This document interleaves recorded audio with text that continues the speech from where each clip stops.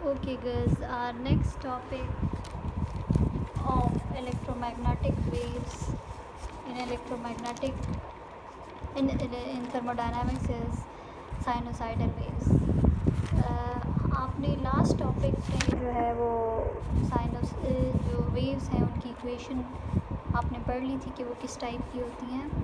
Wave equation आपके पास क्या होता है, सेकेंड ऑर्डर डिफरेंशियल इक्वेशन है जिसमें एक साइड पे आपके पास वेलोसिटी है with the second derivative of a function with respect to time, जबकि दूसरी साइड पे आपके पास उसी फंक्शन का second derivative with respect to space होता है।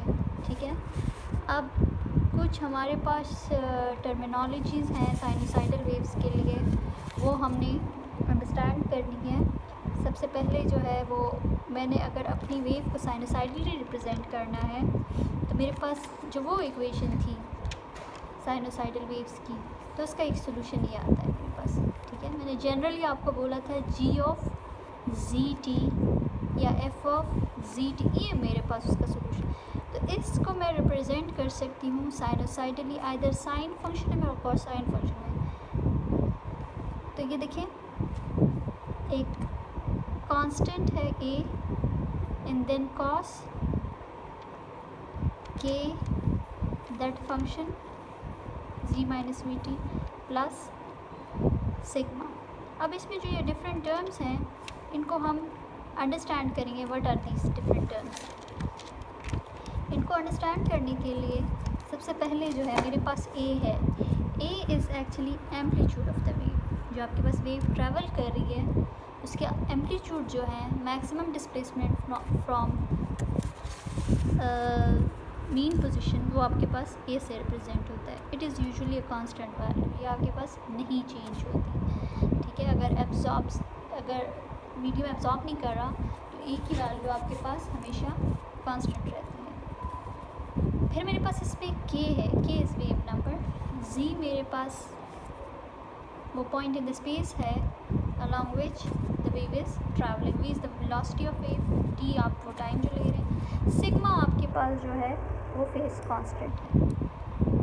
अच्छा, बाकी जो मेरे पास ये जो कॉस के एंगल में जो है, जो आर्ग्यूमेंट ऑफ कॉस है ये वाला, यहाँ से लेकर यहाँ तक, इसको मैं फेस ऑफ माई वेव कहती हूँ। मेरी वेव का फेस है ये। गर्ल्स, आप फेस और फेस कांस्टेंट को एक नज़र देख लो, व्हाट इज़ इट। ठीक है, फेस क्या होता है और फेस कांस्टेंट क्या होता है, ये आप एक नज़र देख लो। अच्छा, अब जो है ये जो आपका फेस है, हम इसको देखेंगे कि ये कैसे चेंज होता है। और फेस कांस्टेंट यूजुअली मेरा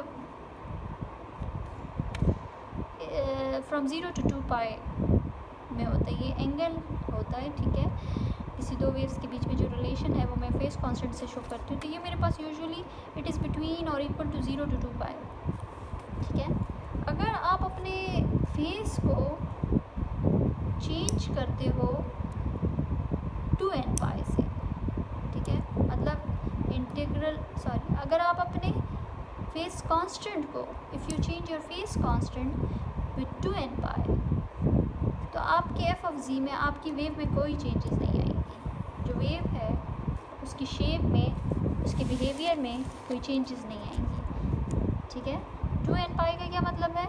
if you change your face constant with integral multiple of n pi, with integral multiple of 2 पाई, तो आपके पास जो आपका बिहेवियर ऑफ फेस है या जो शेप ऑफ वेव है वो नहीं चेंज होगा।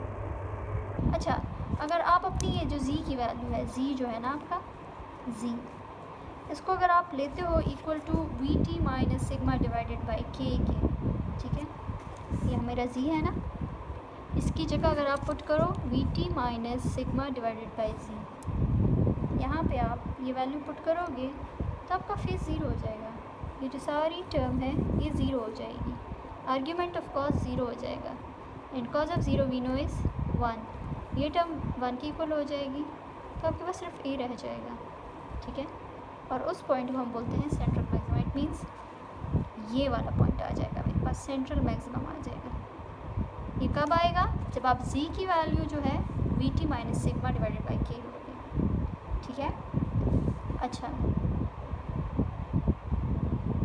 अगर आपके पास फेस कांस्टेंट जो है वो ज़ीरो के इक्वल है, ठीक है, फेस कांस्टेंट जो है वो ज़ीरो के इक्वल है, तो इट मीन्स ये जो आपका सेंट्रल मैक्सिमा है ये यहाँ से पास हो रहा है, सॉरी यहाँ से पास हो रहा है, ऑरिजिन से, ठीक है, यहाँ से पास हो रहा है। अगर आप सिग्मा को ज़ीरो कर दो, फेस कांस्टेंट को ज़ीरो कर दो, तो आपका ये सेंट्रल मैक्सिमा इस पॉइंट से पास होगा और टाइम आपके पास ज़ीरो होता है यूजुअली उस वक्त। के आपके पास वेव नंबर है, वेव नंबर को फिर मैं कैसे वेवलेंथ से रिलेट करती हूँ। Wavelength is the distance between two consecutive points on wave, ठीक है, तो यहाँ से लेकर यहाँ तक और यहाँ से लेकर यहाँ तक, फिर यहाँ से लेकर यहाँ तक का जो डिस्टेंस है वो आपके पास वेवलेंथ होगा। इसको मैं कैसे रिलेट करती हूँ, आपका जो लेमडा है वेवलेंथ है, it is equal to 2 pi by k, और के इज़ इक्वल टू, इसको मैं थोड़ा सा रीअरेंज भी कर सकती हूँ like this, k is equal to 2 pi by lambda, ठीक है, both are same meaning. Diagrammatically मैंने उन वैल्यूज़ को ए को, लेमडा को, वी को रिप्रेजेंट किया हुआ है, आप देख लें।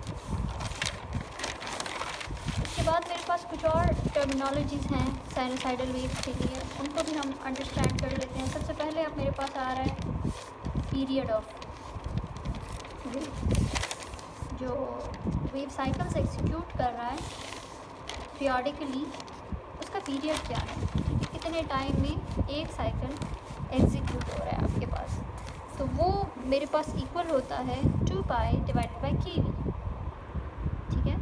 और ये मेरे पास कहाँ से आई है ये इक्वेशन, जो सिंपल मैकेनिक्स की इक्वेशन होती है, s is equal to v t, इसमें आप टी फाइंड करो, it is distance divided by velocity.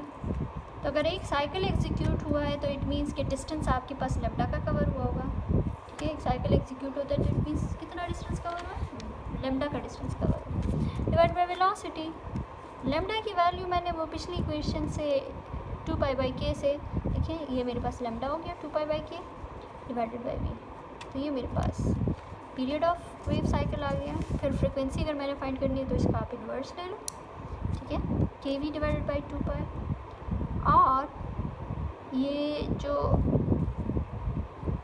2 pi divide by के है इसको मैं लेमडा भी लिख सकती हूँ, ठीक है। तो आपकी frequency will be equal to, frequency और वेलोसिटी को मैंने रिलेट कर दी, ठीक है, ऐसे frequency is equal to velocity divided by lambda, ठीक है।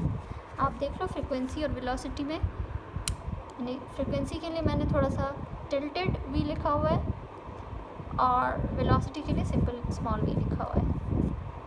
फिर अगर आपने एंगुलर फ्रिक्वेंसी वेव की हमने फाइंड करनी है तो वो मेरे पास क्या होगी, 2 पाई इंटू फ्रिक्वेंसी, या फिर 2 पाई डिवाइडेड बाई लेमडा भी कर सकते हो, ठीक है। सॉरी यहाँ पे, सॉरी इधर जो है, इधर आप पुट करो ये जो फ्रिक्वेंसी की वैल्यू है, इधर आप ये वैल्यू पुट कर दो v डिवाइडेड बाई लेमडा, तो 2 pi by lambda is k, तो v will omega will be equal to K V, k is wave number, v is velocity and omega is angular frequency. Sinusoidal wave को अब देखिए, यहाँ ये omega की जो ये वैल्यू आ गई है ना, साइनोसाइडल वेव को मैं इस फॉर्म में लिख सकती हूँ। ये फॉर्म कहाँ से आई, प्रीवियसली मैंने आपको बोला कि मेरी जो साइनोसाइडल वेव है एफ जी टी मेरे पास इक्वल है A cos of K G minus V T plus sigma, K को अंदर मल्टीप्लाई कर लो, K G minus K V T plus sigma हो जाएगा, ठीक है।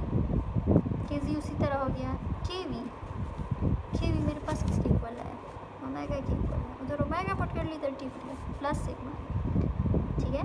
तो ये देखें, ये वाली ये इक्वेशन हो गई, ये अगर ये आपके पास वेव इक्वेशन है, साइनोसाइडल वेव इक्वेशन है, ठीक है, वो वेव जो साइनोसाइडली बिहेव करते हैं उनकी इक्वेशन है। बट ये वाली जो वेव है, यहाँ से मुझे पता चलता है कि it is moving toward positive z axis, if this wave was moving towards negative z axis तो ये अपनी शेप ऐसे चेंज कर लेगी। तो देखिए के जो है, के उसका साइन ऑपोजिट हो जाता है, यहाँ का वो जो नेगेटिव साइन है वो एब्जॉर्ब कर लिया कॉस ने, क्योंकि cos is a even function, ठीक है, कॉस आपके पास एक इवन फंक्शन है, तो यहाँ वाला नेगेटिव वो एब्जॉर्ब कर सकता है। इसके नोटेशन में वेव को कॉम्प्लेक्स फॉर्म में लिखना है, तो मुझे कॉस साइन का रिलेशन विद एक्सपोनेंशियल पता है फ्रॉम यूलर्स फार्मूला या आयलर्स फार्मूला, आप जो भी बोलते हैं उसको। E raised power iota theta is equal to cos theta plus iota sine theta, और F of G is real of whatever that thing. ठीक है, ये देखिए ना, ये कॉस थीटा है ना, it is a cos of this thing. Cos is the real part of exponential function. तो एक्सपोनेंशियल फंक्शन मैंने लिखा, अंदर फंक्शन में सारी वही चीज़ लिखी है जो कॉस का आर्ग्यूमेंट है। ठीक है, ए भी साथ में है। तो अब आपका जो वेव है it is real part of, अच्छा आपकी वेव में जो है कॉम्प्लेक्स पार्ट भी हो सकते हैं। कॉम्प्लेक्स पार्ट होता है तो आप एफ़ के ऊपर एक बार लगा लेते हो, और जो एम्पलीट्यूड होता है उस पर भी आप एक बार लगा लेते हो। ठीक है, और ई रेज पर आइटा के जी माइनस, ये जो एम्पलीट्यूड ए है, दो it is a complex number but it includes real and complex part both. इसमें रियल एम्पलीट्यूड भी है और वो कॉम्प्लेक्स पार्ट भी है ऑफ फेस कांस्टेंट। अगर मैं रियल और इमेजिनरी रियल और कॉम्प्लेक्स वेव्स को मैं अगर रिलेट करना चाहूँ, तो जो मेरा सिंपल वेव है it is actually real part of complex wave. जो मेरी सिंपल सी वेव है it is real part of complex wave. ठीक है, इसके अलावा अगर सपोज मेरे पास बहुत सारी वेव्स हैं, कुछ जी एक्सिस पे जा रही है, कुछ नेगेटिव जी एक्सिस पे जा रही है, सबको आपने ऐड करना है, तो आप सब की लीनियर एडिशन करते हो जैसे सुपरपोजिशन ऑफ वेव करते हैं, और यहाँ पे मैं ऐड कर रही हूँ बाय इंटीग्रल। मेरी वेव्स मुझे नहीं पता कहाँ से कहाँ जा रही है, तो मैं negative infinity to positive infinity I have considered it complex wave. ठीक है, तो सबको आप ऐड कर लो, और ये जो कॉम्प्लेक्स एम्पलीट्यूड है इट इज़ फंक्शन ऑफ के। ठीक है, सम वेरिएबल के, और आपने उस वेरिएबल पे इंटीग्रेट किया अपनी सारी वेव्स को, तो आप यहाँ पे ऐड कर रहे हो लीनियरली अपने सारे waves को। Thus, that's it for this topic. I hope you have understood it. Thanks.